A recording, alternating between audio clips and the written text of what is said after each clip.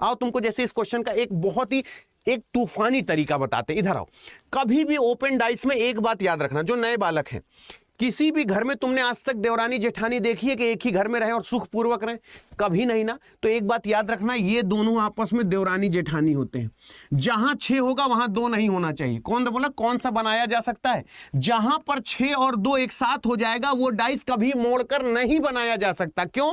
क्योंकि एक छत के नीचे दोनों एक साथ रह जाएं, हो ही नहीं सकता। उस घर में बंटवारा कंफर्म है, देवरानी जेठानी में झंझट होना है। तो बोले कि सर 6 2 कहीं पे भी हो, वो आंसर कभी नहीं हो सकता। ये देखो 6 और 2 एक साथ है, ये मोड़कर कभी नहीं बनाया जा सकता, क्योंकि विपरीत फलक कभी एक साथ नहीं दिखाई। Opposite surface can not be adjacent to each other. Dear listen what I am trying to say. opposite faces cannot be adjacent to each other. That's mean Devrani Jethani कभी भी एक छत में एक नीचे नहीं रह सकती। 2 चूल्हा जलेगा, कंफर्म है।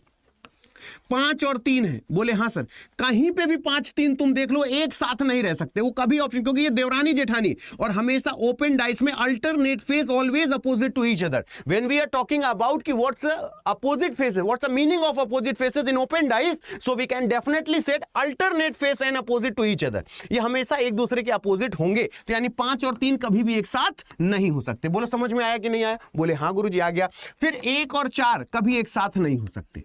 1 और 4 कभी एक साथ नहीं हो सकते, कभी नहीं हो सकते। और किसी में औकात नहीं जो अतुल अवस्थी का आंसर कह दे कि गलत है। इसीलिए मैंने इस शो का नाम रखा है रियल रफ्तार रीजनिंग। यानी अगर RRR मेरे इस शो का नाम है तो मैं आपको बार बार इस बात को जस्टिफाइड करूंगा कि बात मेरी सही है, तो अंगूठे वाला बटन दबाना।